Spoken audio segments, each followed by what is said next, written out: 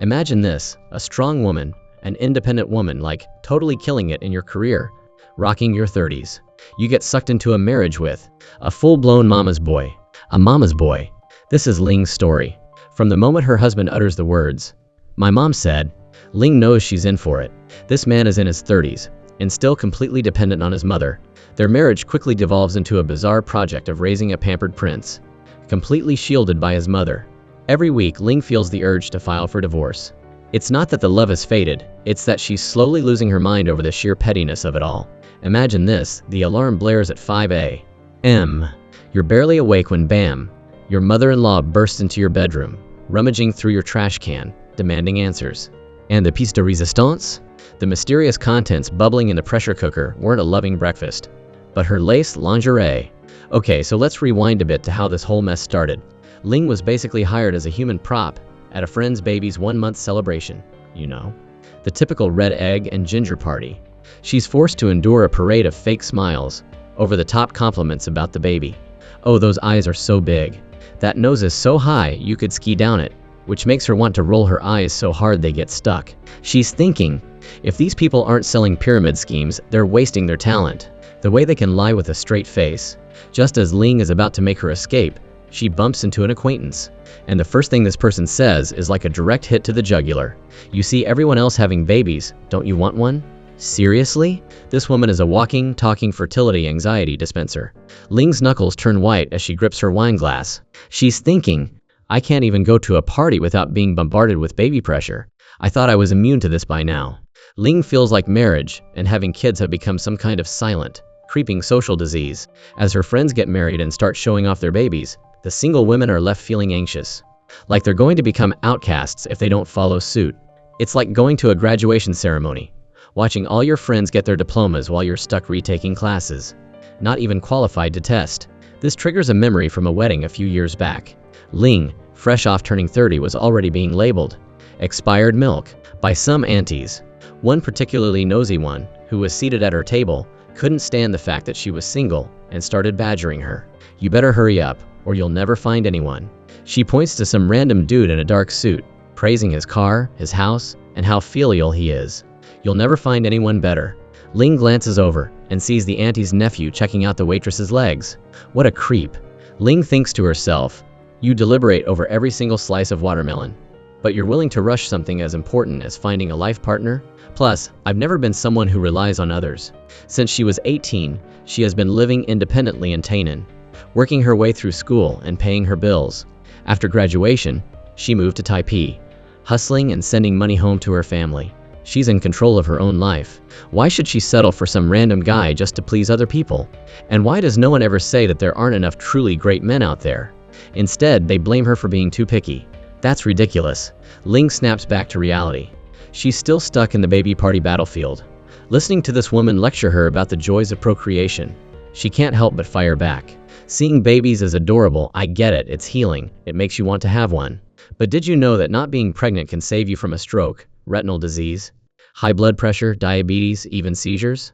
She's on a roll, but then she notices the other woman's slightly protruding belly and slams on the brakes, switching to fake friend mode in a split second. Congratulations! The woman just stares, completely stunned, and storms off, totally pissed at Ling. With the annoyance gone, Ling is secretly gloating when, like a ghost, Shui Yu floats over and delivers a message. Mom said to come home early tonight. He looks like a remote-controlled puppet, with his mother-in-law holding the controller. Yep, that's right. Ling is married, and her husband, Shui Yu, is the poster child for mama's boys. Seriously, just when she's plotting to find an excuse to come home late, her phone buzzes. It's her mother-in-law sending a barrage of emojis in the family group chat. Peaceful years, family reunion, not a drop of alcohol, followed by a relentless onslaught of lotus flowers, and the phrase, harmony brings prosperity to all things. The mother-in-law doesn't say a word directly, but every emoji is a passive-aggressive reminder. Don't stay out too late, come home early. Ling puts down her phone and sighs. Having watched too many fairy tales about princes and princesses as a child, she naively thought that marriage would lead to happily ever after. The reality? The crystal slippers of her marital dreams have turned into instruments of torture. She has to endure every day. The next chapter of the fairy tale is called reality, and reality is filled with unbearable, petty annoyances. Just thinking about it, Ling can't help but curse under her breath. and her hand tightens. Crack. She crushes her wine glass. Xiao Yu immediately shrinks into himself like a quail, afraid to say a word. Ling stares at Shui Yu, quietly calculating in her head. How did I not see that this guy was a total mama's boy 5 years ago? The story of her and Shui Yu started with an accident. At the time, Ling was working at a media company, racing around with a laptop that was about to burst into flames from overuse. Shui Yu stumbled out of an alley like a human obstacle, and the two of them collided, creating a scene straight out of a K-drama. Ling's hard drive was destroyed when a passing car ran over it, while Shui Yu, an engineer, carefully took her hard drive and fixed it. Shui Yu's colleagues gossiped. Ling, a bit embarrassed, sits down next to Shui Yu, and somehow they start talking about hard drive brands. Shui Yu was stunned. This was the first time a girl had talked to him about this type of stuff. Before long, the hard drive was fixed, and it started raining heavily outside. Shui Yu chased Ling out of the company to give her an umbrella. His white shirt was soaked halfway through with rain. At that moment, Ling's heart beat fast. She thought she had perhaps fallen in love at first sight. Let's be real. Shui Yu's looks did match the cheesy phrase love at first sight. Too bad that romantic spark completely disappeared after a few years of marriage. Now her heart rate is more like an old computer that's constantly freezing up, completely unresponsive to any input. The reality of 5 a.m. these days is Shui Yu's snoring duetting with the groan of their ancient air conditioner. Then, Ling suddenly hears a beep right next to her ear. Turns out, her mother-in-law has snuck in and turned off the air conditioner in their bedroom. Ling wants to pull the covers over her head and play dead, but her mother-in-law launches into a performance of concern at the bedside. It's only 5 o'clock. Go back to sleep. It's okay. All while rummaging around and tidying up the trash in the bedroom. The plastic bag rustles, and the mother-in-law asks if Ling still uses this old bag. She then says that it's a shame to throw away this pen, and wants to take it. Finally, after tidying the trash, the mother-in-law conveniently grabs the laundry basket in the bedroom. Seeing this, Ling jumps up like a salmon swimming upstream, as fast as an athlete. But the mother-in-law blocks her, saying that young people working outside are very tired and need more rest. This perfect mother-in-law completely forgets that she was the one who woke Ling up at 5 a.m. Ling's brain isn't fully awake yet, but after her sleepiness, she suddenly remembers that her fresh lingerie is still in the laundry basket. Just thinking about it made her heart sink. It was too late to rush to stop her, as the mother-in-law was grabbing her underwear. Unable to tolerate this boundary-less behavior, Ling confronts Shui Yu after waking up. Before we got married, we agreed that we would only live here for a year. It's been almost 3 years now. Shui Yu always promises. And whenever this topic comes up, he can always bring out a pile of excuses. This time is no different. He recites a bunch of reasons like expensive house prices, high mortgage interest rates, etc., which makes Ling want to roll her eyes. She remembers they agreed that the house didn't need to be too expensive, just that they could move out. It seems like these discussions had long become empty words in Shui Yu's eyes. Seeing that he can't avoid his wife's questioning, Shui Yu has to say vaguely, "I'll talk to her about it." Ling has endured this life countless times. At breakfast, her mother-in-law treats Shui Yu like a 3-year-old, worrying about whether each piece of vegetable he eats is too salty or has fish bones. The way she treats Ling like she's air makes Ling feel like she is. And that's not the end of it. Ling looks up in shock to see her underwear stewing in a pot, bubbling away right in front of her eyes. It's like nothing in her life belongs to her anymore. After breakfast, Ling always takes the initiative to wash the dishes, pretending to be happy to do the housework. The mother-in-law says thank you, but then always washes the dishes again after she leaves. Ling sees all of this, and the ripples in her heart have long turned into a mountain. After staying in this house for 3 years, she always feels like an outsider. At the company, the project Ling is working on is a dating app called Soulmate. This app advertises very emotionally. Each person comes into this world with only half a soul, and only when you meet your other half with the same soul will you become complete. The most amazing thing is that to preserve the purity of the soul, dating is completely by text. To boost downloads, Ling is forced to download her own company's dating app. And this, my friends, is a major detail. Underline it, highlight it, circle it. This is a foreshadowing moment of epic proportions. During her break, Ling opens her phone and immediately gets a message from her mother-in-law. And of course, it's a picture of the neighbor's baby. Talk about a masterclass in baby trapping tactics. This is a direct psychological pressure campaign. People. Ling is speechless and thinks that her mother-in-law never misses an opportunity to pressure her about having a baby, even using the most ridiculous excuses.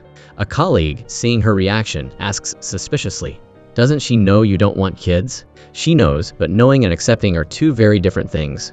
My mother-in-law always says, whether or not you have children is your business, seeming so tolerant and generous, but in reality, that fake open-mindedness makes Ling feel deeply oppressed. She knows that her mother-in-law is truly concerned, but doesn't dare say it directly, and sneaks in this way to trap her. She has to give birth. Ling can't help but feel conflicted. She was taught from a young age to study hard and find a good job. But as soon as she turned 30, everyone started changing their tune, advising women to get married early and have children, telling women not to love their work too much. Does this mean that after 30, a woman's only goal can be to be a good wife and mother? If so, why did they tell her to strive to be successful before? While Ling is annoyed, a colleague adds another dagger. Having your mother-in-law cook for you is so wonderful. They have no idea about the deadly feeling of healthy meals, with no oil and little salt, which are actually harder to swallow than eating paper. Ling's company isn't big, but the life situations of her colleagues can be considered a collection of modern views on marriage and love. Her colleague Chun Nan divorced 4 years ago because his wife had an affair and is now a golden bachelor with more than 10 dating apps on his phone. Sister Na is pregnant, having dated men of all 12 Chinese zodiac signs, finally having a child with someone born in the year of the sheep, but she insists that she only wants to have a child, not get married.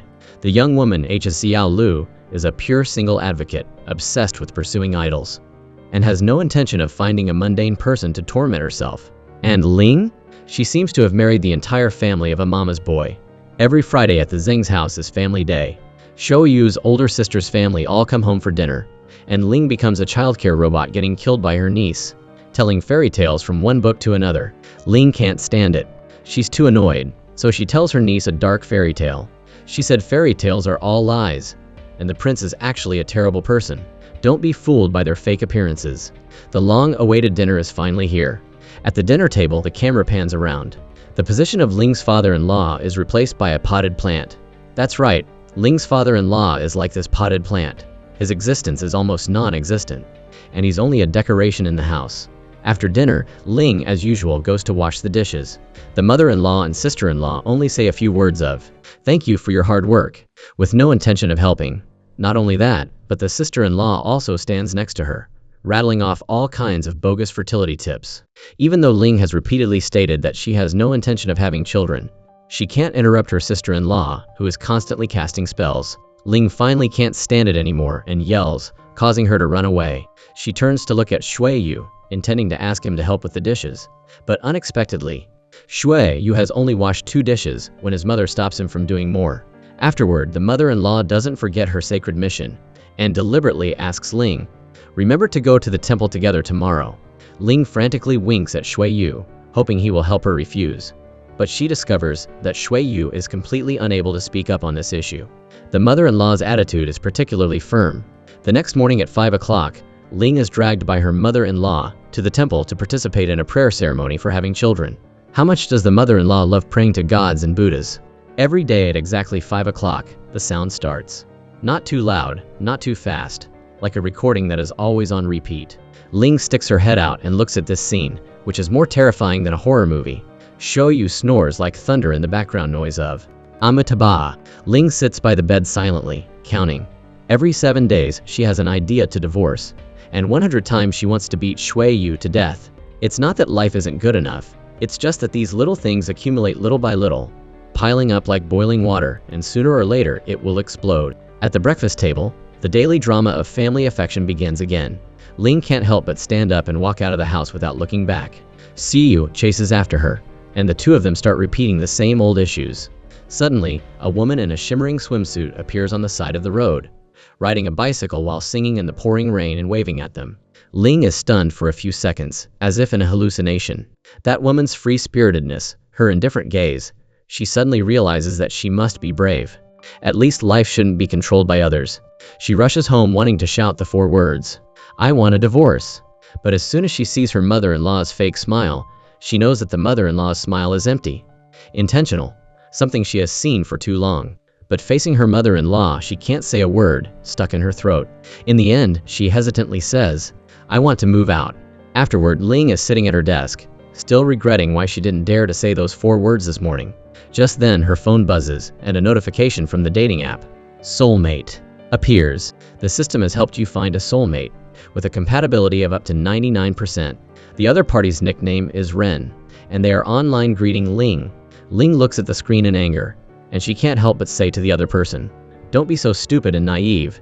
There is no such creature as a soulmate in this world." Since the matter of moving out has been put on the agenda, the purchase of a house must also be expedited.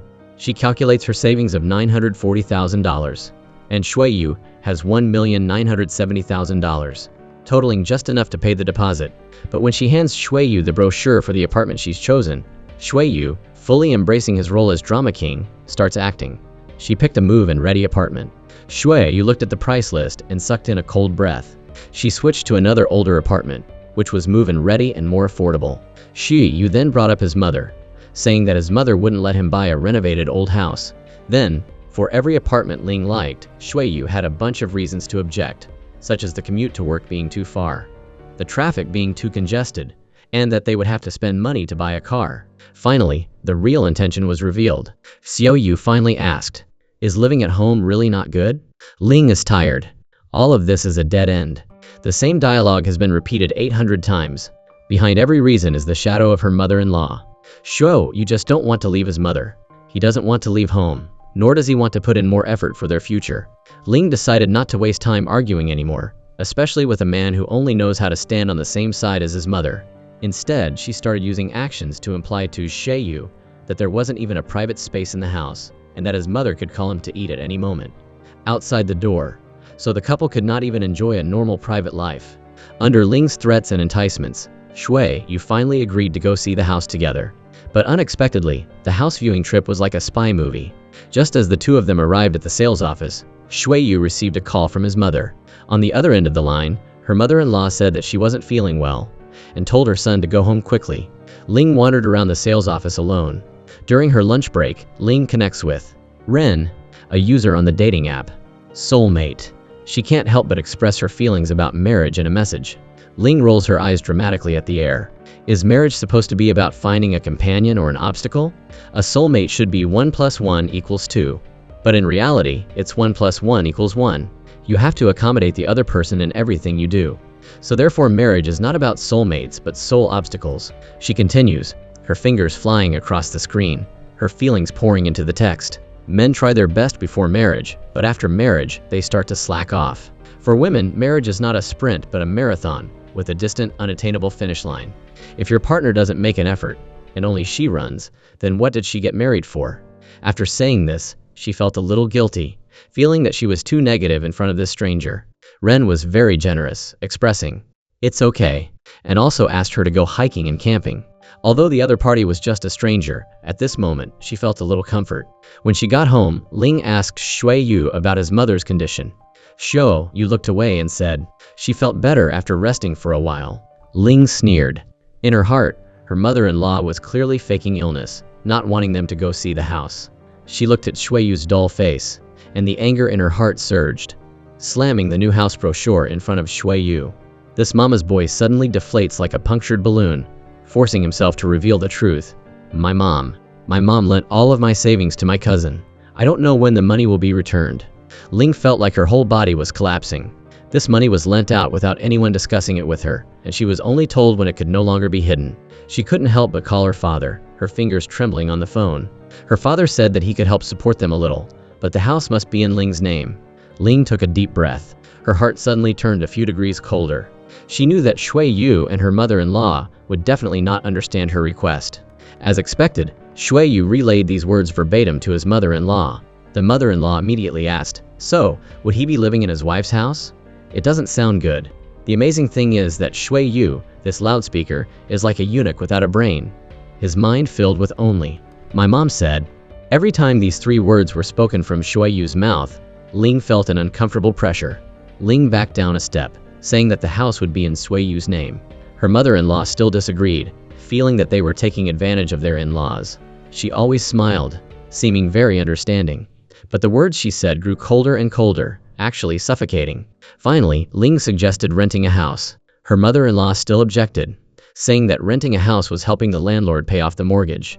In short, the mother-in-law just refused to let them leave home. That classic line reappeared. Mom is doing this for your own good. Finally, Ling completely exploded. The anger and disappointment that had been suppressed for so long finally broke all boundaries. She ran out of the house regardless of everything. Because of the house buying problem, Ling left home that night.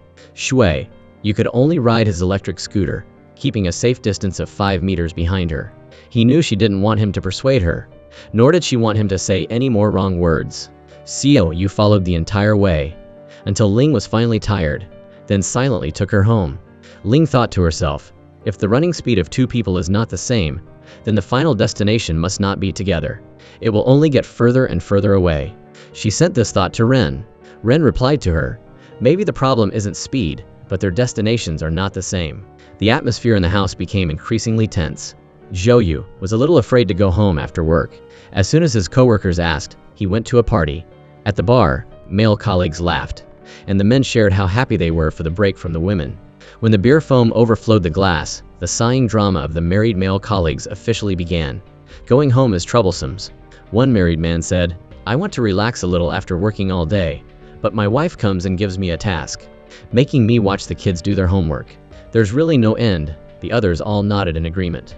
Another added, daughters are tired from working. Sons are also tired. Clothes don't need to be washed every day, and dishes can be washed tomorrow. But my wife won't let me. They have to be washed now. Another colleague interjected. The scariest thing is when my wife hears. Wait a minute. As soon as these 3 words are uttered, the house explodes. The female colleague asked curiously, so what do you guys talk about when you get home every day? The married men sighed. Every day it's the same few questions. Did you buy dinner? Did you pick up the kids? Did you pay the mortgage? Did you take out the trash? Some married male colleagues stay in their car for 3 hours before going home, taking the time to decorate the car, but don't want to clean the house. Every day they listen to music, watch soccer, play games in the car. In short, they just don't want to go home. The topic at the bar unknowingly shifted to Shui Yu. Everyone was very interested in that nice, punctual guy, wanting to know if he had any troubles. Shi Yu thought for a moment, saying that Ling would nag him occasionally. But when she said nothing, it was even scarier. That gaze seemed like it could kill. Once she stood in front of the refrigerator looking at me, and I panicked, and my mind started spinning. What did I do wrong? As a result, Ling took out a menstrual pad from the refrigerator. Hearing this, the entire bar suddenly fell silent. Shui Yu shrugged helplessly. I didn't pay attention at the time, and just stuffed everything in the plastic bag into the refrigerators. The colleagues nodded silently, advising him to pay attention next time. The topic shifted. The female colleague suddenly said gently, women's working hours are as long as men's, and they still have to take care of the kids and do housework when they get home. It's really tiring.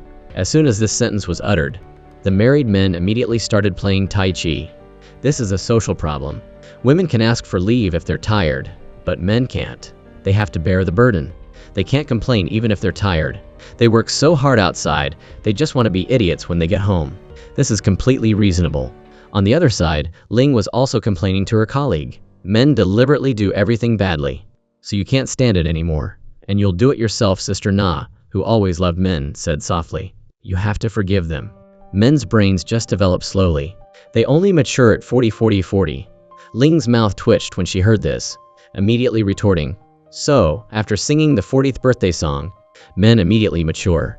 Sister Na advised her to calm down, saying there is no perfect lover in the world, and good men are all trained. She continued to impart a set of tips for training Shui Yu, telling Ling to give Shui Yu a little sweetness every time before educating him. Ling felt a bit annoyed. She wanted to have some fun, wanted some independent space, but the problem was stuck at moving out.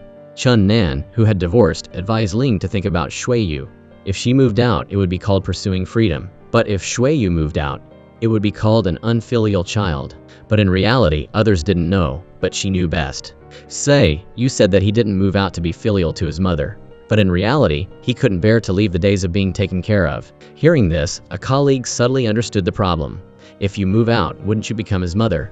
Everyone helped Ling think of a solution, but in reality, they were not optimistic about Ling being able to decide to divorce. In the gathering, Xiao Lu, who was a pure single advocate, talked about why she didn't want to be in love. She didn't want to please others and make herself suffer, just like eating.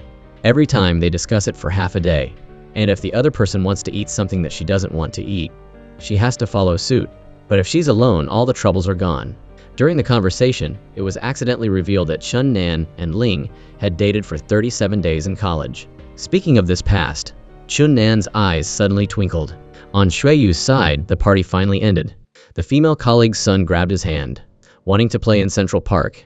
Xiao Yu helplessly had to go along, thinking that everyone would continue talking for a while.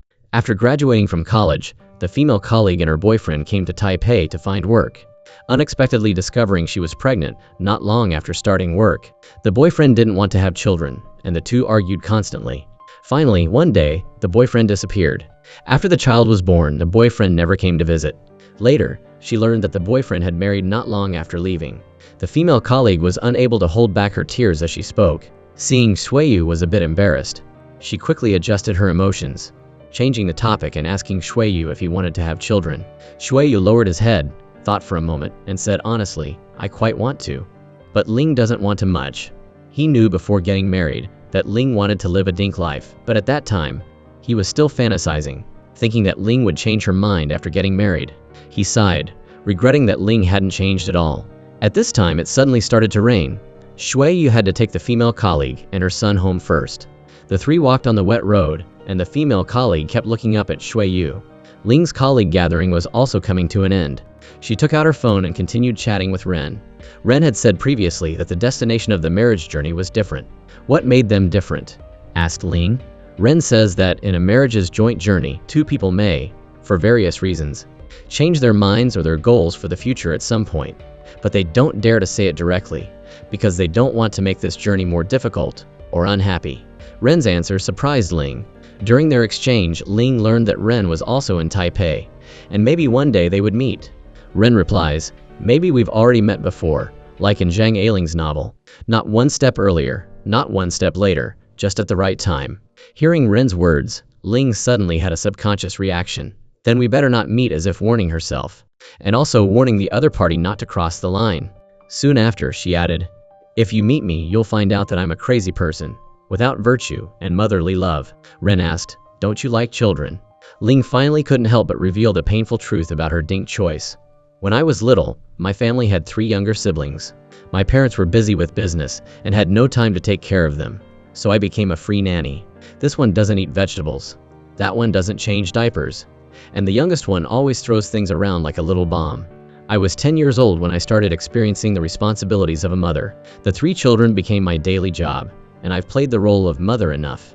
Ling was texting at her colleague's house and unknowingly fell asleep.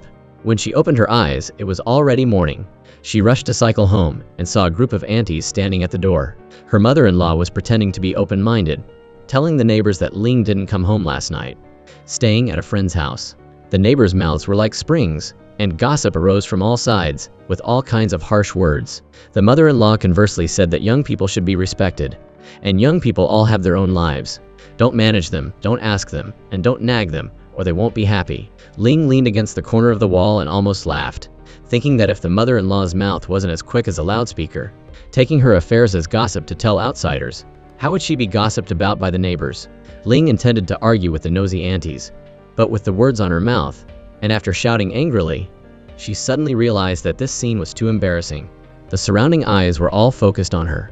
She felt like she had become the protagonist of a ridiculous play, wanting to escape the stage before finishing her lines. Without thinking, she ran into the pharmacy on the corner of the street in a panic. The air in the pharmacy carried a faint smell of disinfectant. Unexpectedly, the handsome and considerate boss came over and asked her what was wrong. When Ling was admiring the handsome guy, her voice unknowingly became softer. She was self-aware of this, thinking that women's vocal cords automatically adjust according to their appearance, and no matter how old they are, they will turn into baby voices immediately. During the conversation, she learned that the boss had worked in Australia for a year, saving enough money to come back and open a store. Coincidentally, Ling also had friends working there, and the two chatted about things in Australia, picking grapes in the spring and picking strawberries in the summer. The boss's eyes shone like the stars of the southern hemisphere. Ling listened intently, feeling that the boss's story was very similar to Nomadland. The boss was surprised, saying that he also liked that movie. They talked about Nomadland, about freedom and the far away. At that moment, the pharmacy seemed to turn into a parallel universe, allowing her to temporarily forget the trivialities of reality. Ling's good mood lasted until she got home. The moment she pushed open the door, her good mood immediately shattered. Xiao Yu was sitting in the living room, cutting his toenails, with toenail clippings flying all over the floor. He looked up and saw Ling's face as black as the bottom of a pot, and his survival instinct immediately exploded, saying as quickly as the wind to explain, "Mom said she'll vacuum later." Ling stood there looking at this 30-something-year-old man and felt ridiculous. An adult needs his mother to clean up his toenails, even being so lazy that he doesn't want to vacuum himself. She took a deep breath, swallowing back the curse words that were about to blurt out. Not because she didn't want to curse, but because she suddenly realized that some problems can't be solved by cursing. Just like you can't wake up someone pretending to sleep, nor can you make a giant baby used to being taken care of grow up overnight. The next day, Shui Yu's aunt was injured, and the mother-in-law had to rush over to take care of her, going back and forth away from home for 5 days. Before leaving, the mother-in-law had prepared food for 5 days, arranging the lunchboxes in the refrigerator like a military formation, each box clearly labeled with a serial number. The mother-in-law's instructions were like a string of firecrackers firing at Ling, from all kinds of taboos to the combination of grains. She also had to remind her father-in-law to take medicine on time. Ling nodded in agreement, but in her heart, she was planning which restaurant to go to tonight to relax. The sound of the mother-in-law leaving the door was music to Ling's ears, more melodious than a wedding march. But before she even left the house, the delivery person knocked on the door, delivering 2 pizzas, 3 egg tarts, and 2 bottles of Coca-Cola. The father-in-law, like a sneaky cat, crept out from behind them, grabbing the pizza box, his face full of joy. "I finally waited for this day." At the dining table, the father-in-law's bland jokes were like a low-quality seasoning that ruined the taste of the pizza and Ling's appetite. Ling chewed mechanically until the mother-in-law's checkup call broke the strange atmosphere. On the other end of the line, the mother-in-law's voice was still very detailed, asking what they had for dinner today. Shui Yu, under Ling's reminder, briefly explained.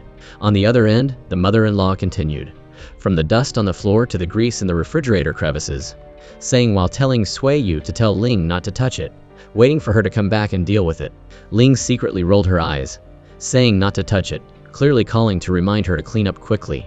Ling looked at the messy dining table, and suddenly wanted to ask, who said that marriage is the path to enlightenment? It's clearly the beginning of cultivation.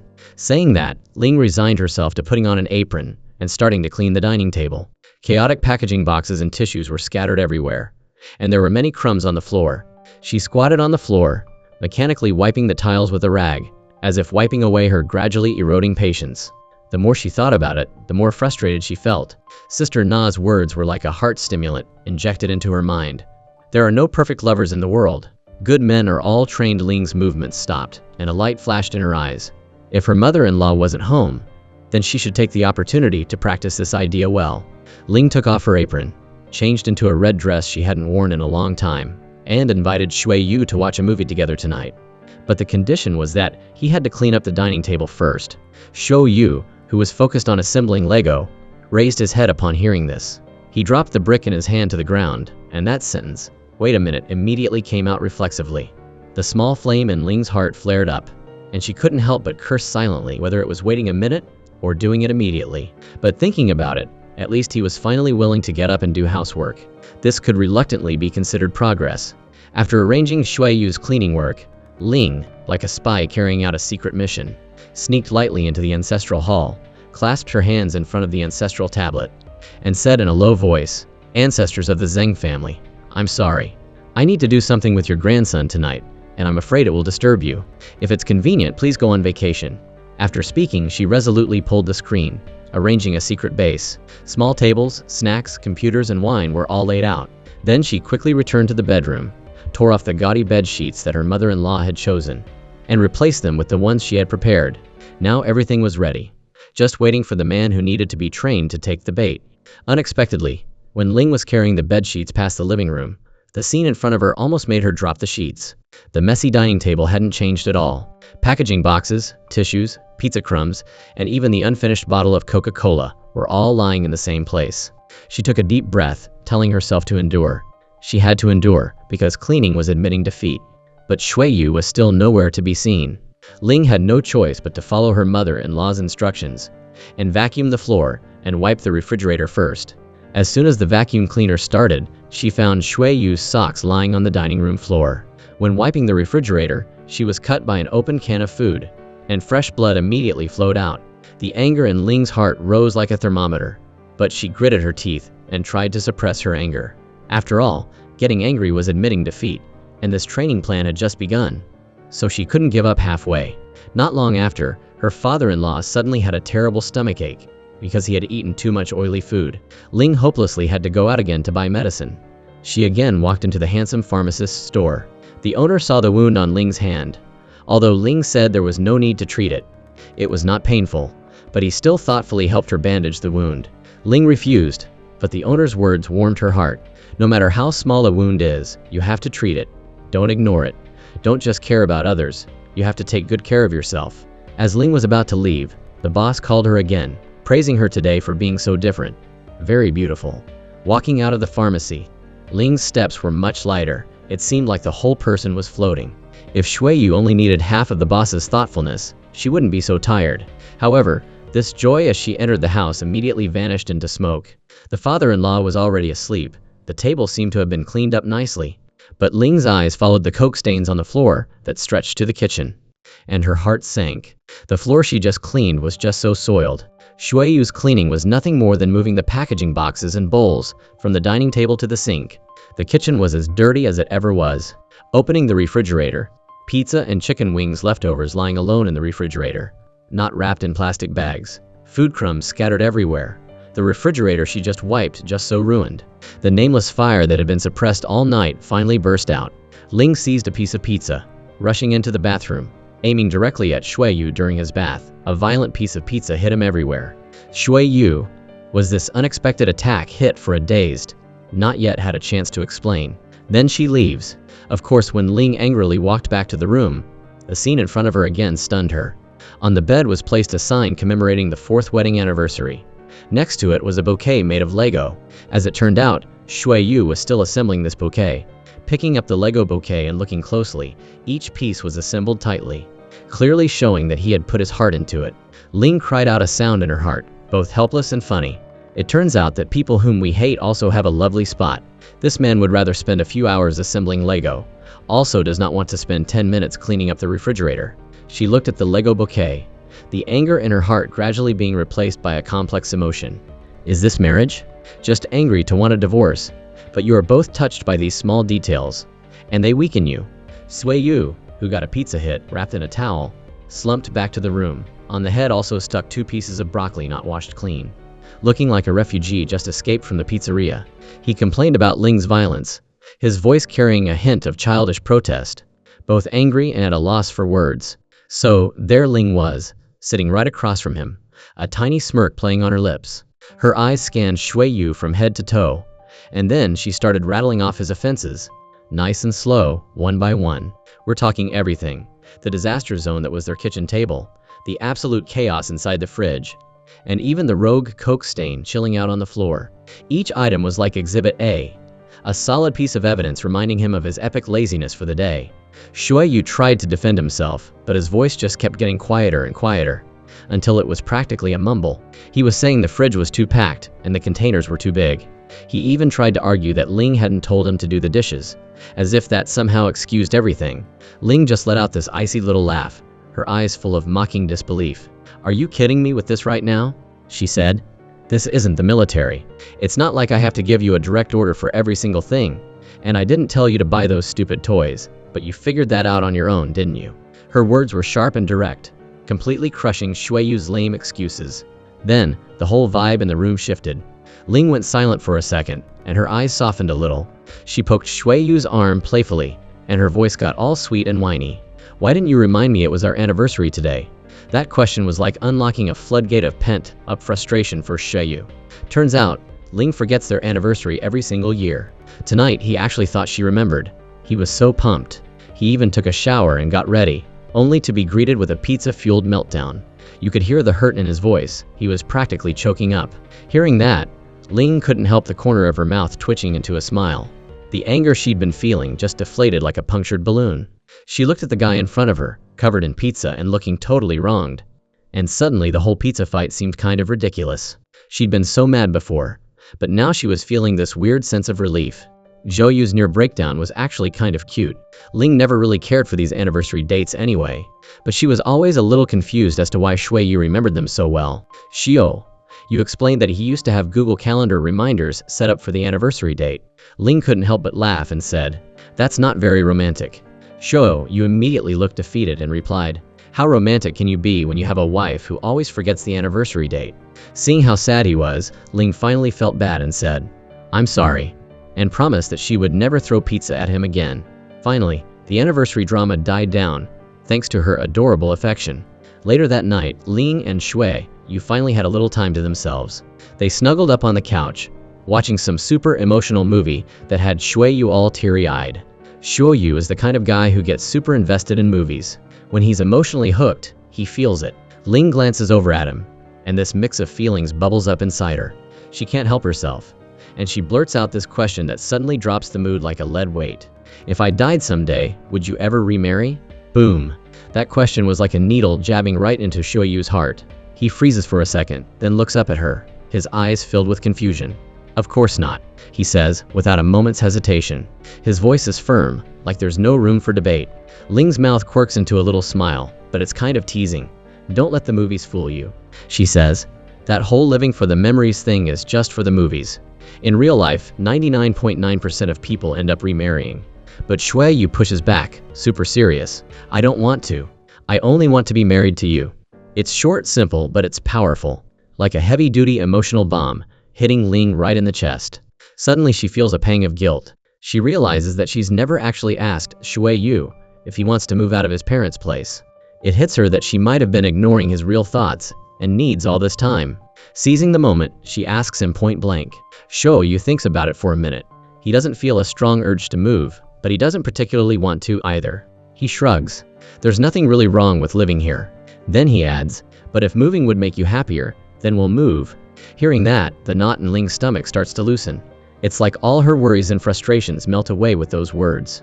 He's not avoiding the issue, because he doesn't want to move, and he's not resentful of her for even suggesting it. They agree. They'll wait until next year when they've paid off some of the loan, and then they'll start looking for a place to buy and move out of the Zhang family home. Just talking about it brightens Ling's mood. It feels like a huge weight has finally been lifted off her shoulders. She looks down at Shui Yu, and the atmosphere starts to heat up. But just then, disaster strikes. The door opens. His mom is home, and she's home early. Ling's heart leaps into her throat. She goes into life or death mode instantly. With lightning speed, she shoves all the mess into the closet, restoring the room to its previous state, hoping that his mom won't suddenly barge in to see her mess. The very instant his mom opens the door, Ling's heart rate begins to return to normal. She tries to hide all of the tension and panic, pretending to be calm, pretending as if nothing were happening. She breathes a sigh of relief, glad she didn't get caught red-handed. Meanwhile, at work, Shui Yu gets a new female coworker. She's not used to being sent on outside assignments, and she almost makes a bad impression in front of some important clients. Xiu Yu is sent to rescue the situation, teaching her how to handle customers. The new coworker is both grateful and embarrassed that he had to cover for her. She thinks he's a real stand-up guy. But Shui Yu isn't really thinking about anything special. He's just instinctively stepped up, the same way he would handle any job. Ling heads into the pharmacy. Turns out, the last time she bought medicine for her father-in-law, she was in such a rush that she forgot her wallet. The owner is still behind the counter, surrounded by a bunch of chatty neighborhood aunties. And facing him, Ling can't help but feel a little awkward. She inwardly rolls her eyes at herself, thinking, "I'm not a teenager, why am I acting so shy?" The aunties in the pharmacy are trying to set up the owner with someone.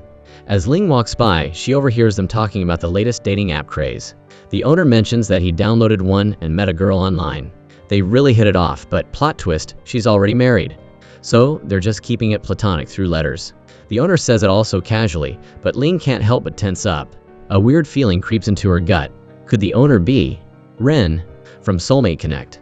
The more she thinks about it, the more it fits. Suddenly, she's hit with a wave of panic. She turns to leave, but just as she reaches the door, the automatic doors malfunction. Then, the entire power grid in the neighborhood goes down. Ling and the owner are trapped inside the pharmacy. Her initial awkwardness morphs into full-blown anxiety. Her mind is a whirlwind of confusion. Not knowing what she's trying to escape, is it her curiosity about the owner, or the vague sense of unease swirling inside her? The owner casually grabs a candle, and with the flickering candlelight, The world outside feels strangely distant. Ling tries to lighten the mood, joking that everything feels like a post-apocalyptic movie scene. We've got food and drinks inside, so other than being a little hot, it's actually perfect. Hearing her complain about the heat, the owner grabs a cooling gel patch and tells her to stick it on the back of her neck. He even thoughtfully helps her apply it. But Ling feels like she's just getting hotter. Meanwhile, on the other side of town, Shui Yu and his female coworker are stuck at the office because of the blackout.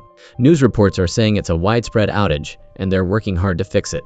The air in the building is stuffy and hot, creating a distinctly gloomy atmosphere. Luckily, there's a rooftop terrace, so they decide to head up there for some fresh air. On the rooftop, the two of them start talking about their life choices. Shuo Yu reminisces about his college days. I actually started out studying Chinese literature. My mom thought it would lead to a stable job. He pauses for a moment. But in college, one of my roommates was studying electrical engineering. I helped him write love letters, and he taught me how to fix computers. Eventually, I just switched and became an engineer. The coworker laughs. That sounds just like my son, Xiao Shu. He writes love letters for his classmates too. She shakes her head, and her tone turns a bit sad. I feel like he's going to start telling me, "Mom, get out of my life any day now. I'm going to end up being a lonely old lady." No way. Shuo Yu reassures her. You won't be alone. Someone as great as you will find the right person soon enough. Cut to Ling chilling in the pharmacy, playing checkers with the owner. Out of nowhere, he starts talking about his past relationship. I had a girlfriend for 3 years, he says. We were supposed to get married, but we broke up halfway through the wedding planning. He seems to be reliving those memories. I guess it was because my family wasn't as well off as hers. My parents ran a lunchbox catering service, and her family was all doctors.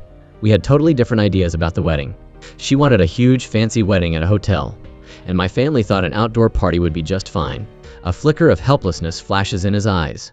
Besides that, we were always arguing about little things. Then, on the day of the wedding photo shoot, she didn't even show up. That was the end of that. He then chose to work in Australia, mainly to keep himself busy enough not to think about it. Ling can relate. The more you think about something, the more heartbroken you become. He wanted to focus on the job at hand, so there would be no time to remember what had been. Ling listens, and she can't help but think about her relationship with Shui Yu. She offers him some comfort. Maybe it's just because you didn't love her that much. If you really love someone, it doesn't matter where you have the party or how extravagant the wedding is. Like you opening this pharmacy now. Maybe you only had the opportunity to pursue that dream because you didn't get married. So sometimes something bad can turn into something good in the future. So Shui Yu and his coworker are bonding over life choices, and Ling is connecting with the pharmacy owner over past relationships. Two separate storylines, but they subtly mirror each other. They're both about the emotional challenges in the marriage and the different expectations each person has. The conflict lies in the fact that Shui Yu is so focused on his responsibilities that he's neglecting Ling's emotional needs, while Ling is finding emotional resonance with the pharmacy owner. Later, Ling drops a message to Ren, feeling like marriage is the most unreasonable contract in the world. Committing you for life. How can you go through 50 or 60 years without being attracted to someone else? Soon enough, she gets a reply.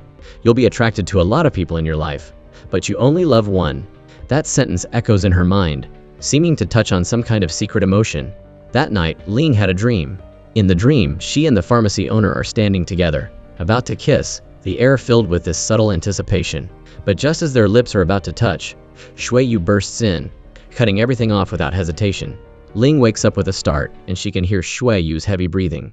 His familiar presence surrounds her as if it had never left her, following her even into her dreams. She sighs inwardly. Zhou Yu quietly dominates her life. Even when she wants to find some space for herself, he always manages to unintentionally occupy every inch of her consciousness. Back in Ling's head, she's replaying that blackout. Shui Yu's phone call cutting short the moment with the pharmacy owner, which makes her feel guilty. The owner is inviting her to dinner.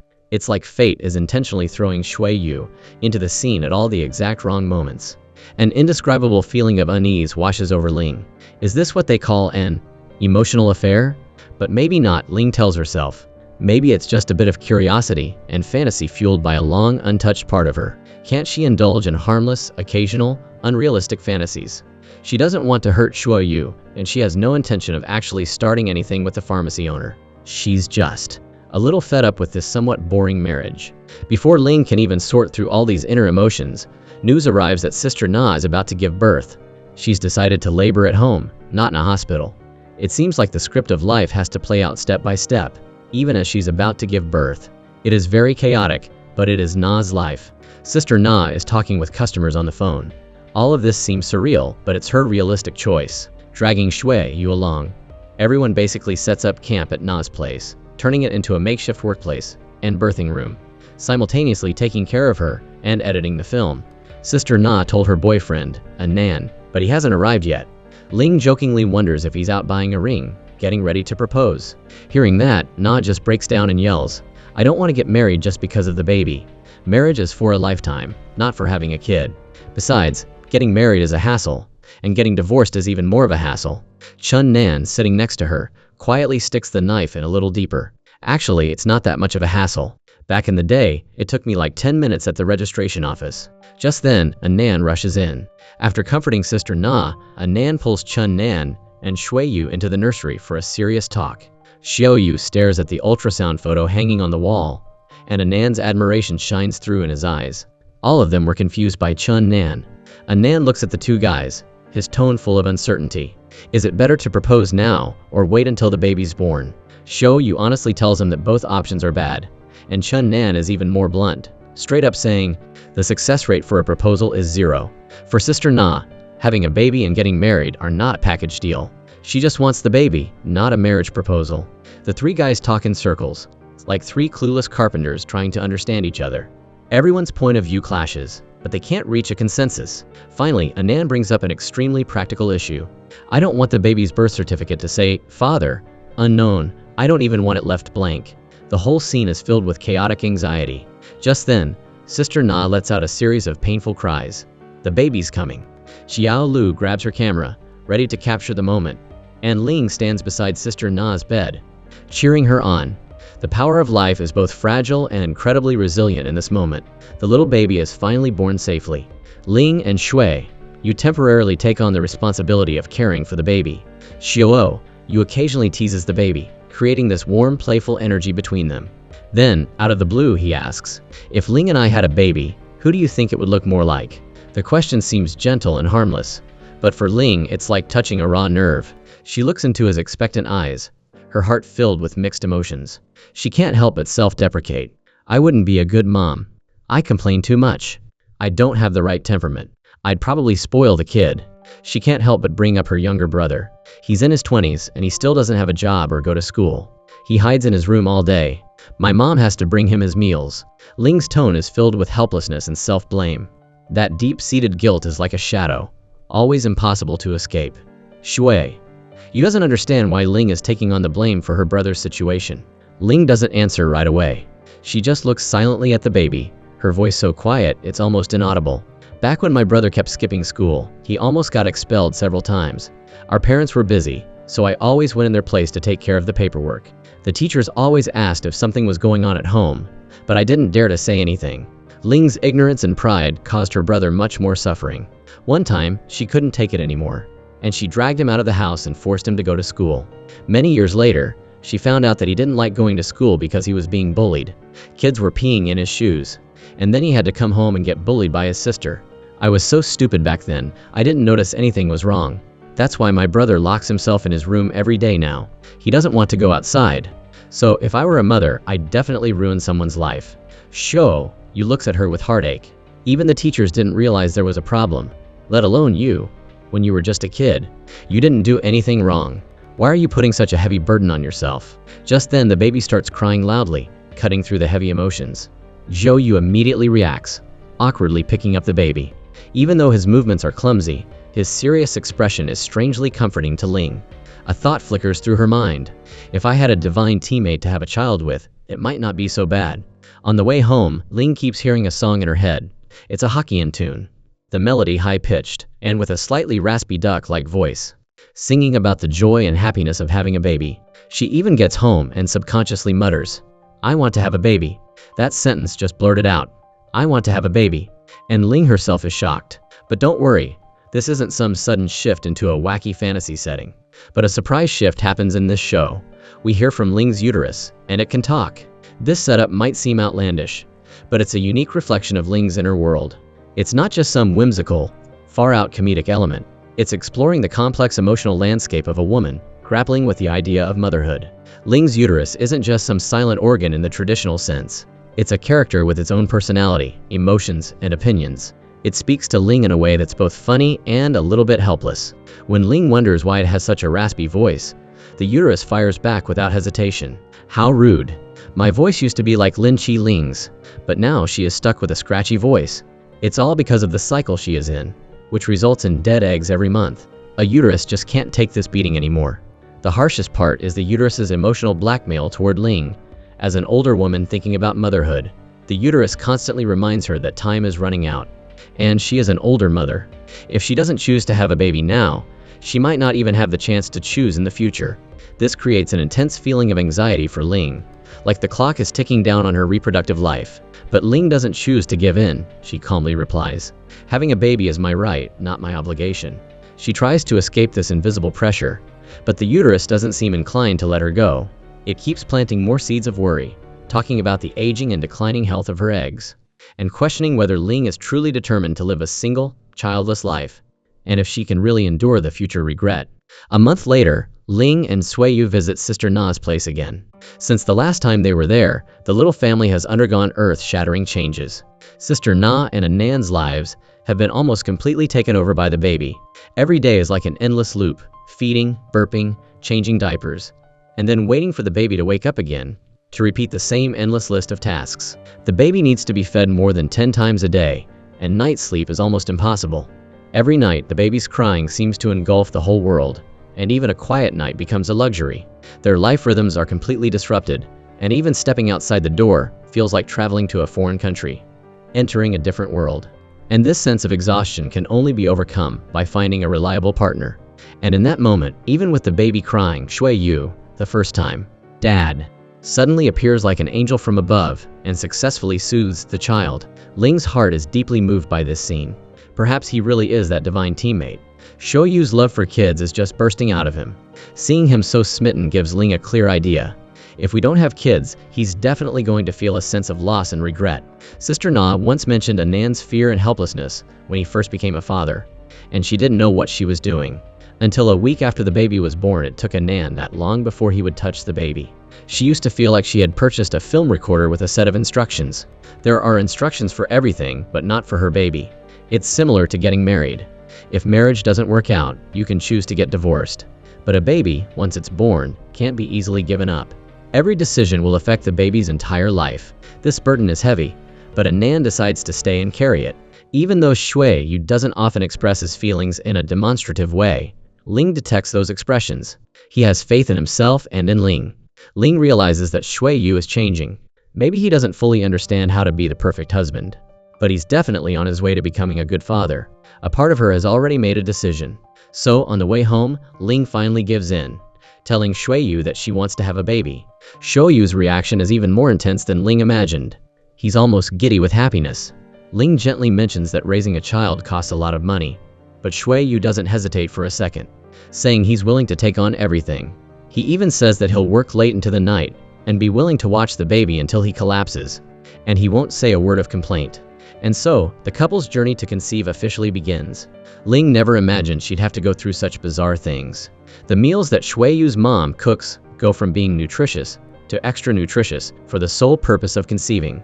Ling's mother-in-law cooked spinach to replenish iron and pig trotters to replenish collagen, emphasizing that nutrition must be sufficient to make it easier to get pregnant. Ling takes a bite and feels like this isn't even human food. She is served bland meals, without scallions, ginger, garlic, or salt. Ling's sister-in-law finally finds an opportunity to share her secrets. The specific sex position and frequency make Ling's skin crawl. Ling feels like preparing for pregnancy is like buying lottery tickets. The more you buy, the higher the chances of winning. Under her sister-in-law's encouragement, Ling downloads a pregnancy prep app that periodically reminds her when it's ovulation day.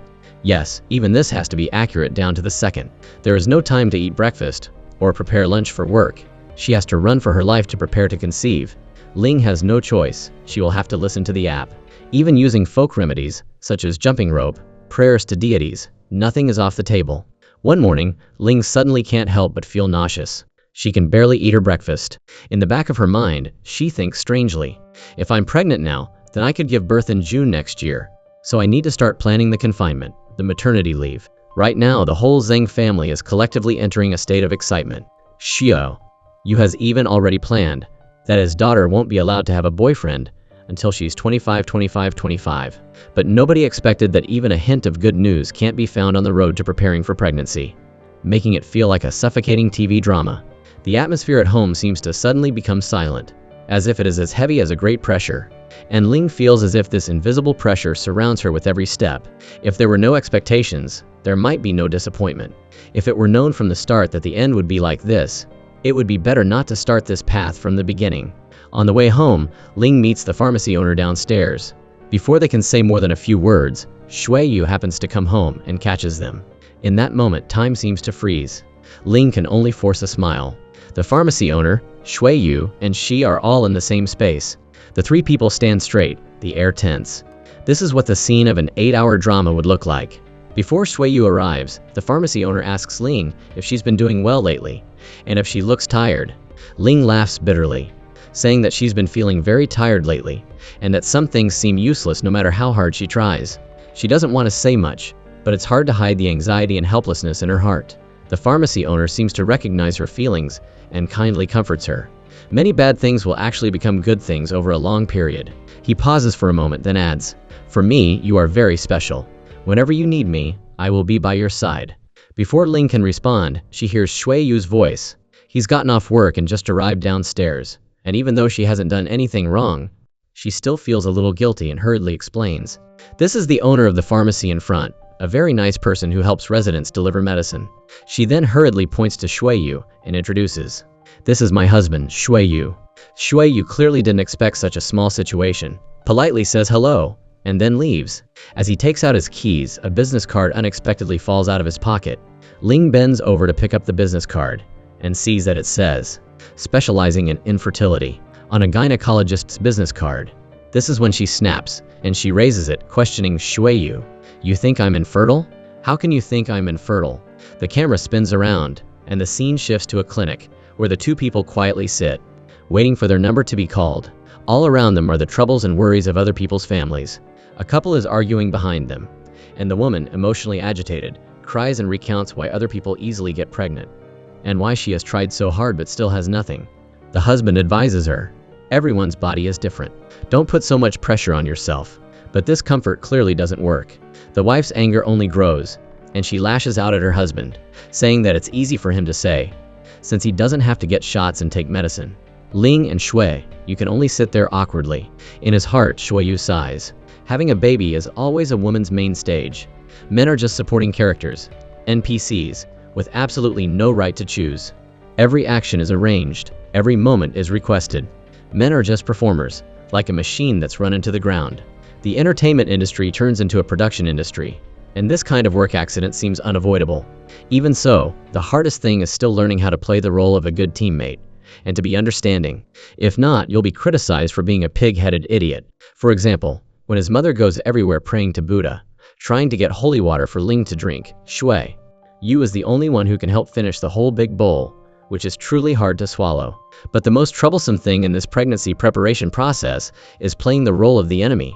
On one hand, his mother always says she's not forcing Ling to see a doctor, but on the other hand, she hands her a business card, saying that this was arranged through her connections.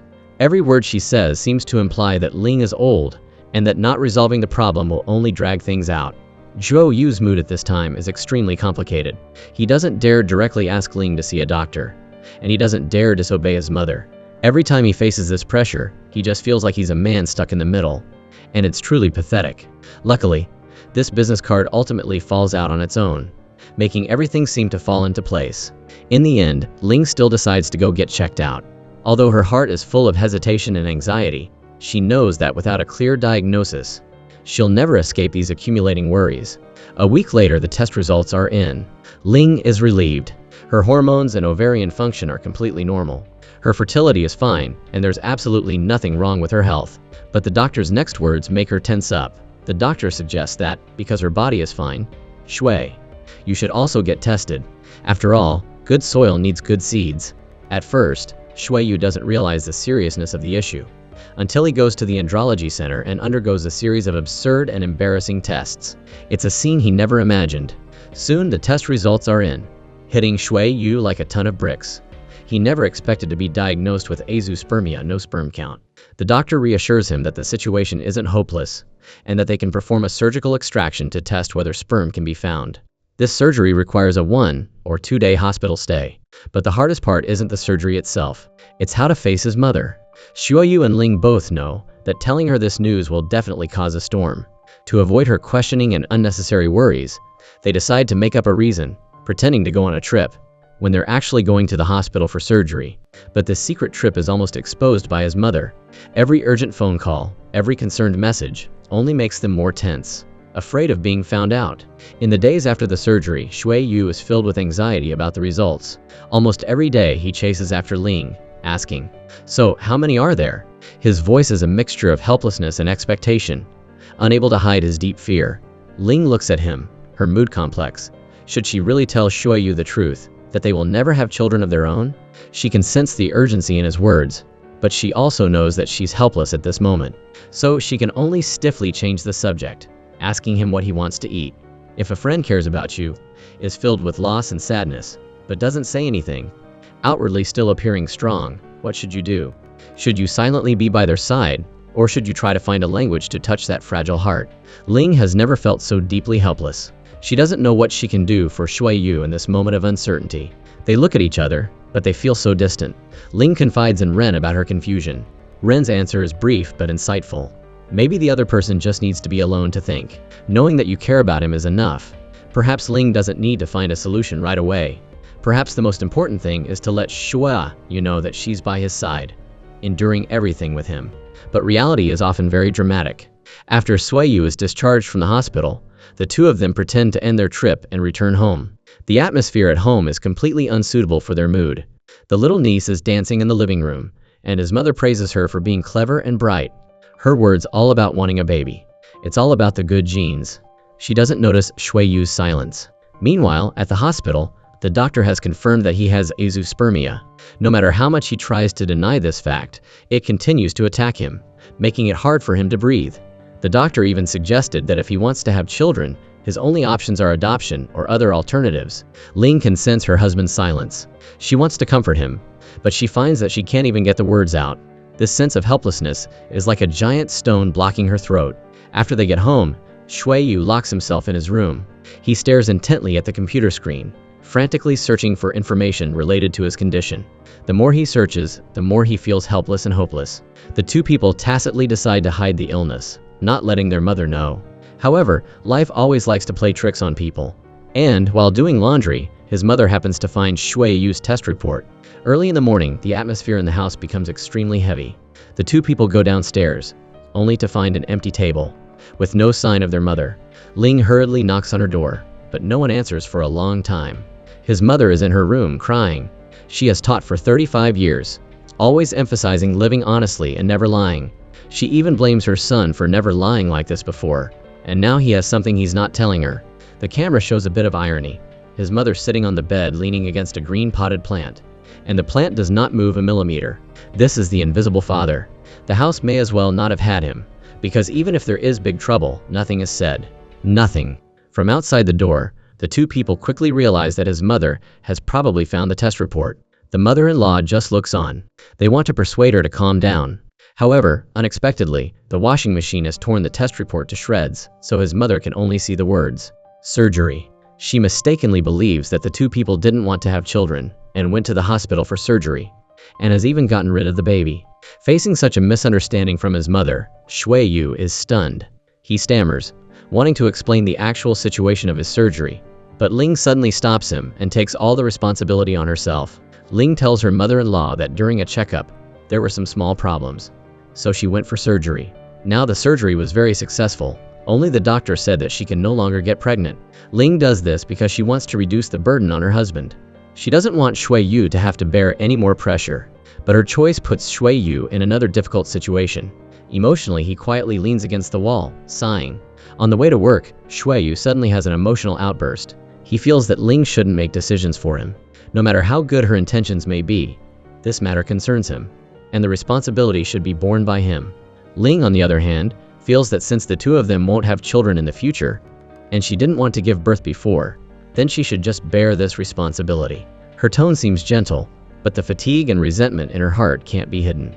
The silence and heartache between the two of them isn't just about the children's issue. It's also about how, when faced with an unchangeable truth, they can't find a way to both understand each other and resolve the pain. They love each other deeply, but they also know that there are things that can't be easily said, can't be easily solved. Ling's work runs into trouble again. The commercial she's edited, according to the client's requests, is seen by the chairman of the board at the screening, who throws a fit and yells at everyone. Later, she and Chun Nan learn that the chairman is old, has forgotten that he's already seen the script, and doesn't accept new ideas. What makes things worse is that she has one night to re-edit everything. Ling knows that tonight is definitely going to be a sleepless night. She calls Shuiyu to tell him that she's going out of town on business and won't be able to come home. But he doesn't answer.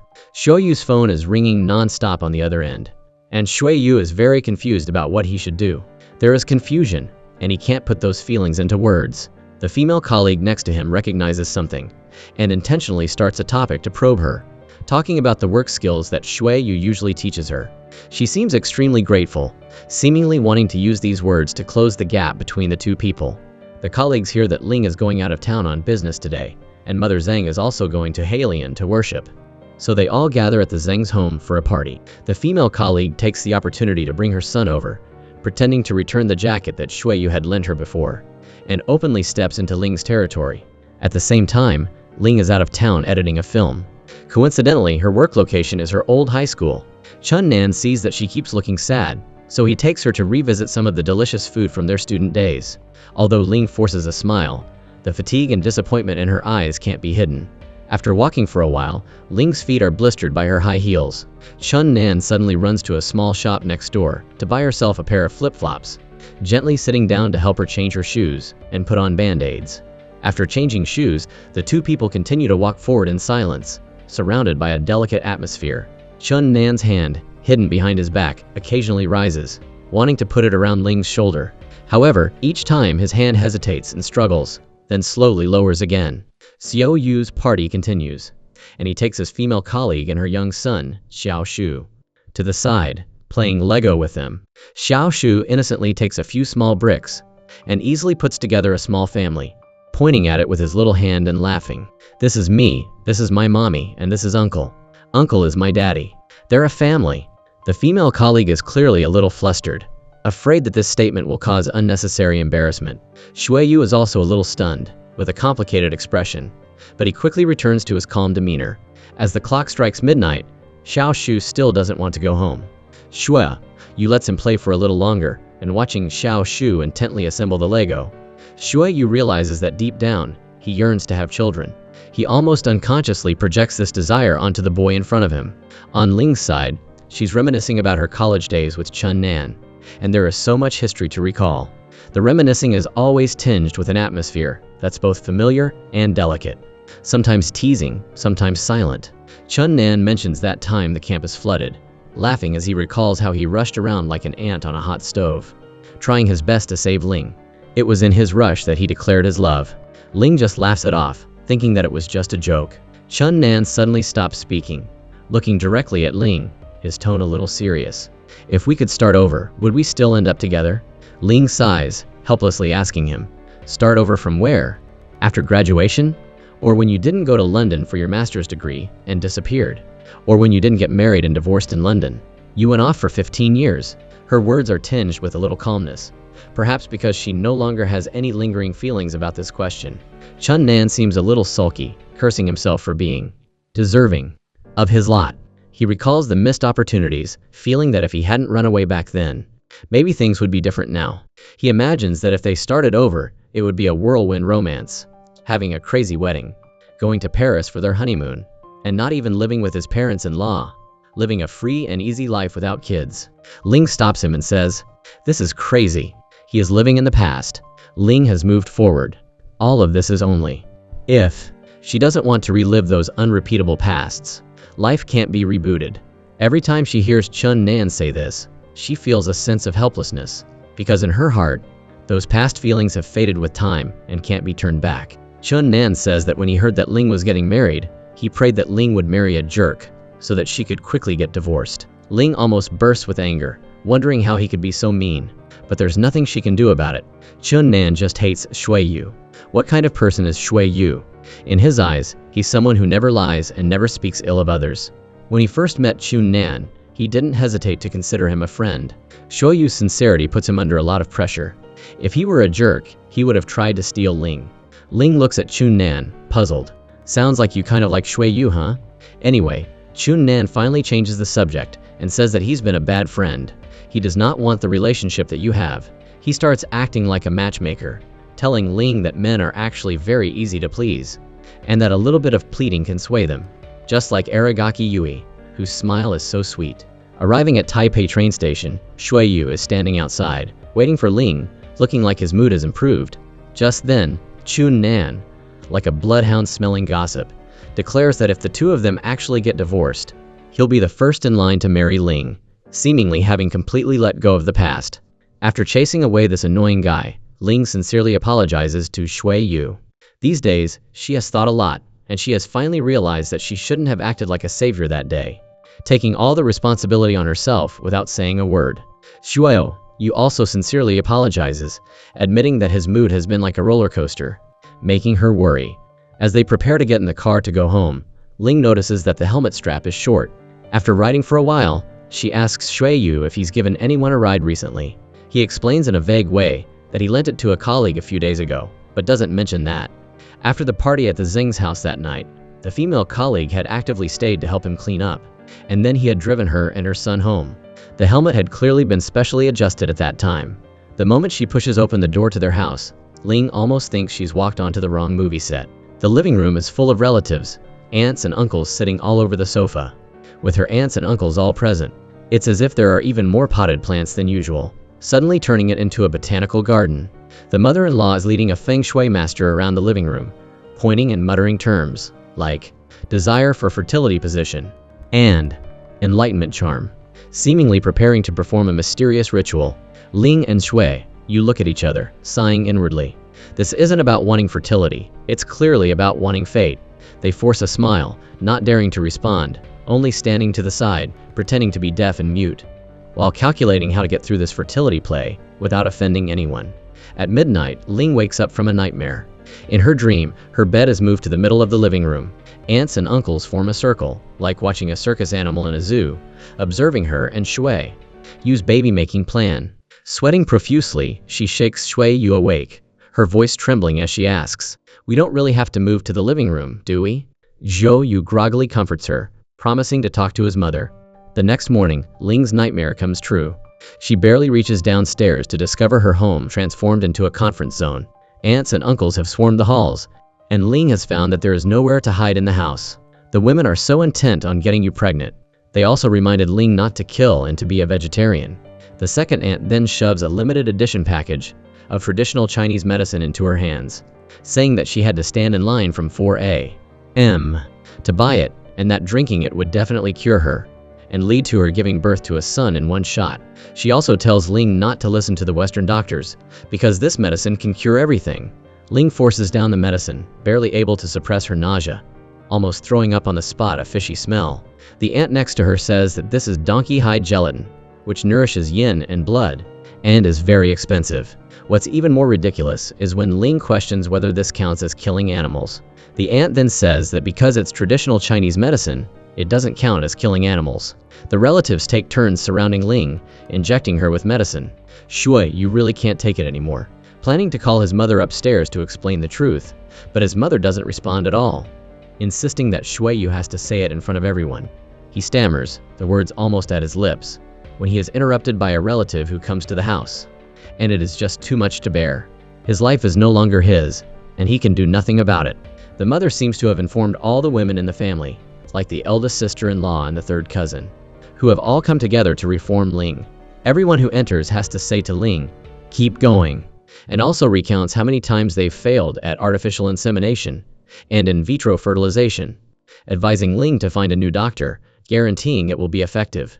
Before they can finish talking, Ling has her hand grabbed by the person opposite her, who presses on Ling's hand, telling her about the Sanyanjiao acupoint, which needs to be pressed a lot in order to be healthy.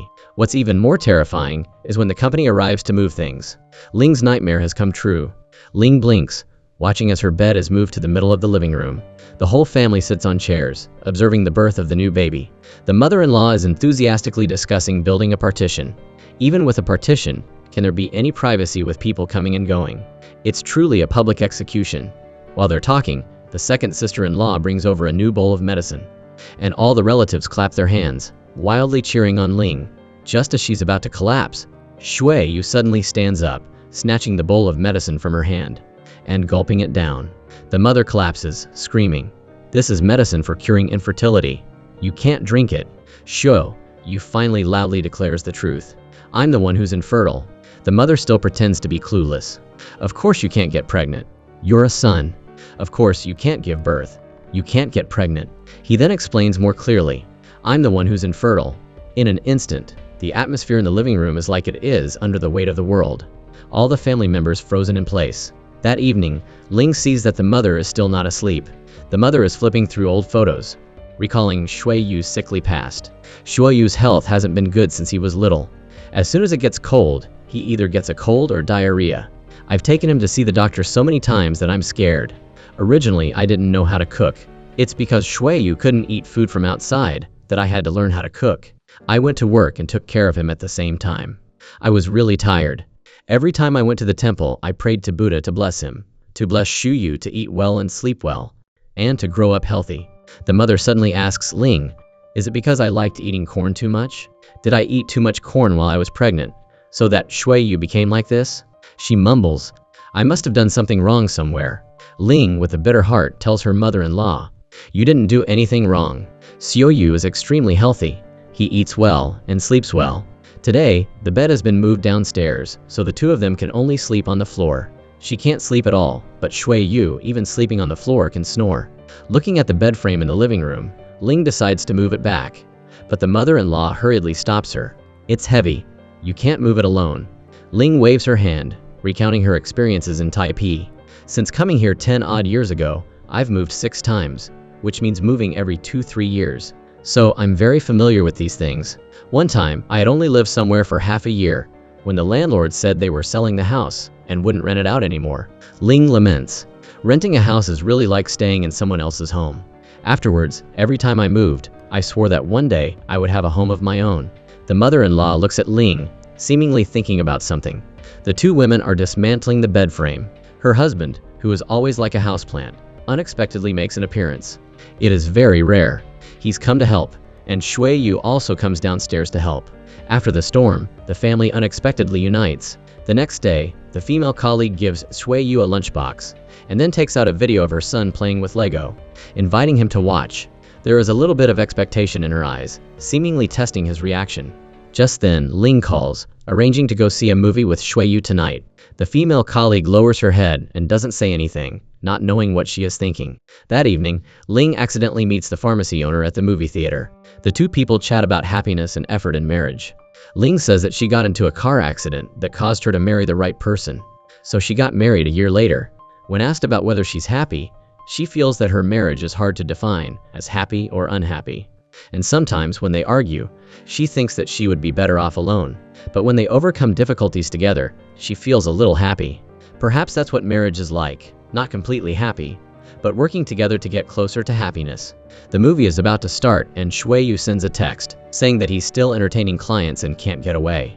Ling wanders around the movie theater, and accidentally meets the pharmacy owner talking to a girl. That familiar atmosphere makes an indescribable intuition suddenly arise in her heart.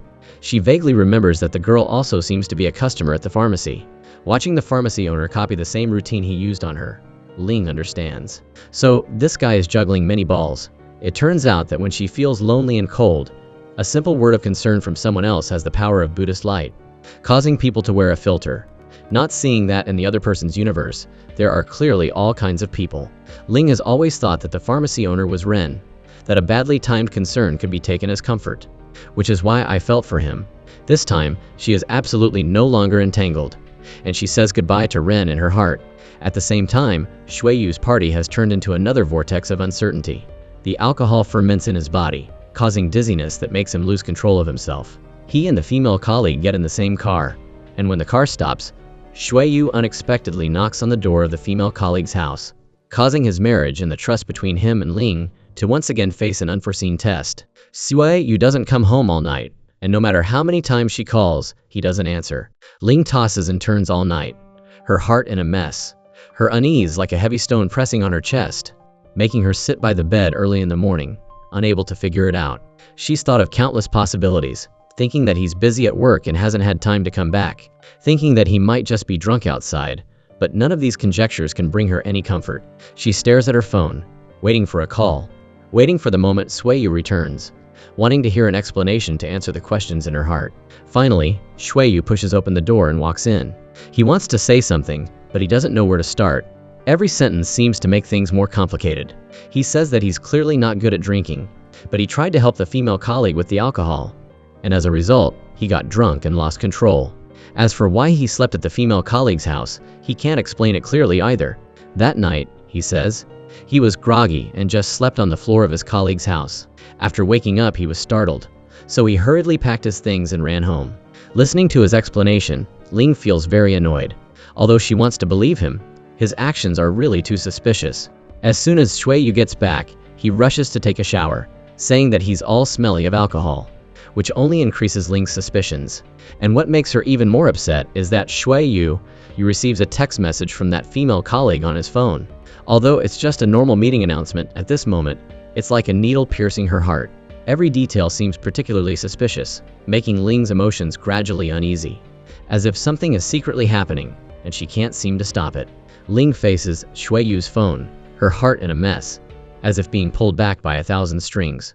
Unable to move, she knows that every hesitation at this moment determines what happens next, and that this decision, once made, can never be turned back.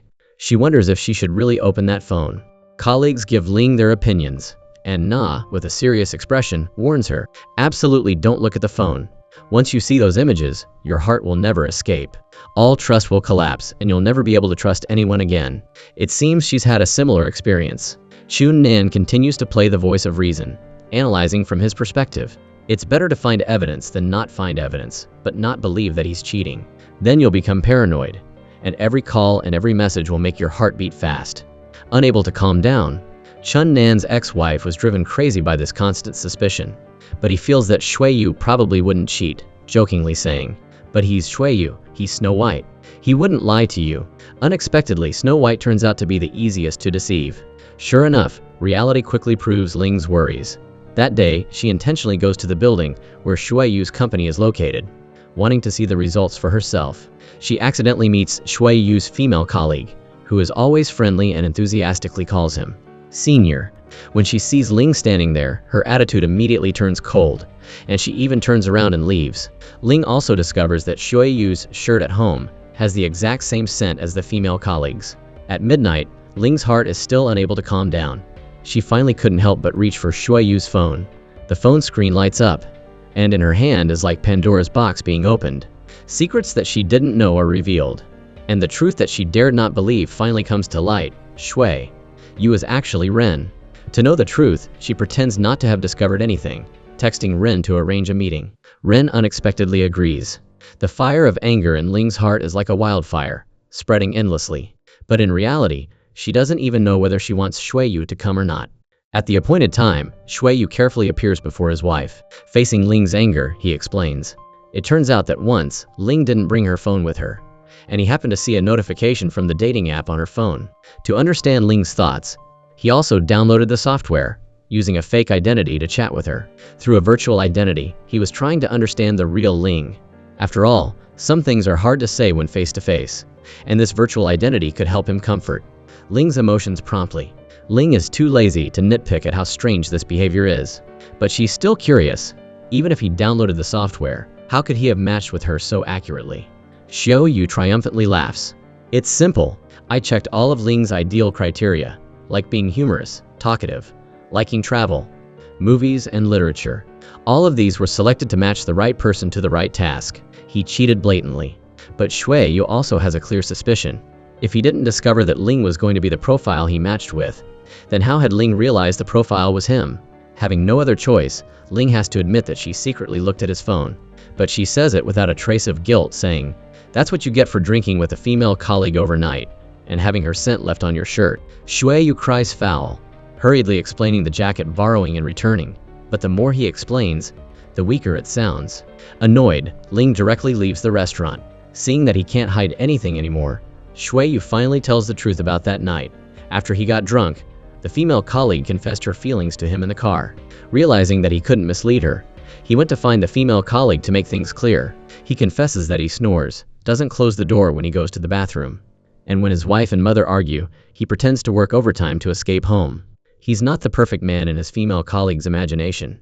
If he's caused any misunderstandings, he's truly sorry. Hearing this, the female colleague also realizes that Shui Yu can't accept her, but she's just sad and doesn't do anything extra. With the knots in their hearts untied, Ling and Shui Yu find another restaurant to have dinner. The two people play truth or dare at the table. Shui Yu asks her if she's still angry. Ling generously says that there's nothing to be angry about, that he's rejected her, and she's also accepted it generously.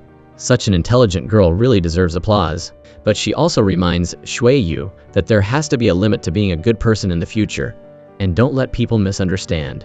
Following this topic, Shui Yu also asks Ling if she has feelings for Ren. Ling jokingly says, "Of course I do. Who told my husband to clamor for 3 years about moving out, but then not do it?" The two people crazily play the dare for a long time, choosing hell-level dares.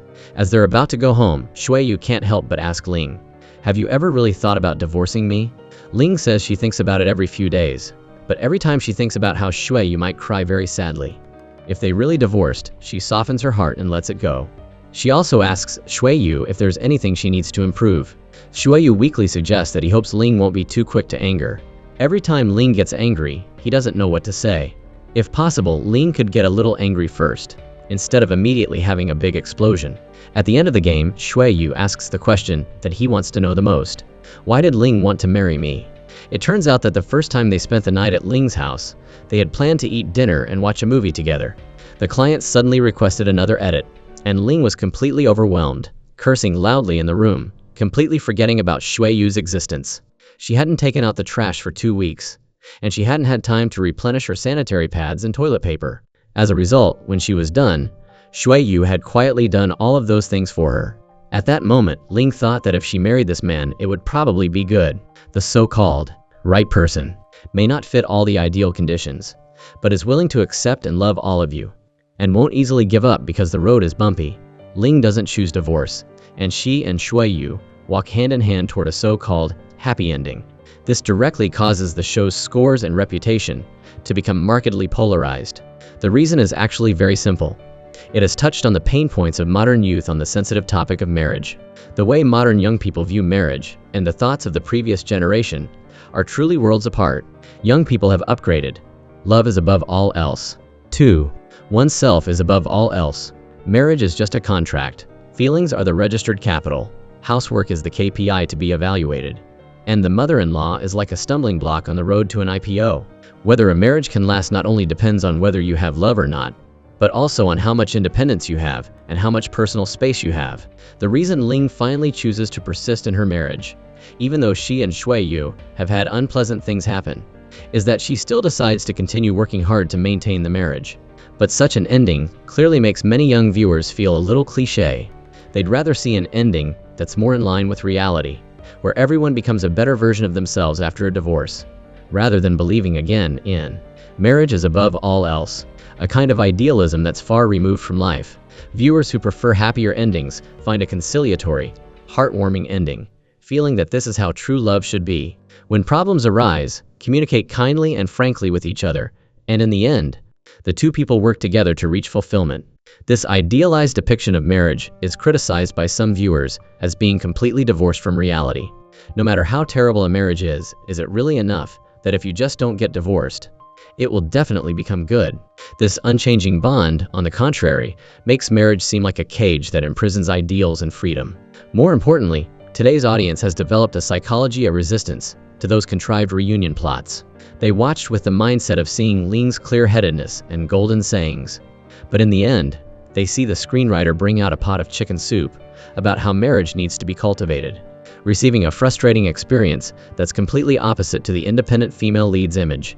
When the time to calm down after the divorce meets the fantasy of a soulmate, When the image of an independent woman clashes with the traditional family story, Ling's happy ending is like a demon revealing mirror, exposing the anxieties about marriage of the era.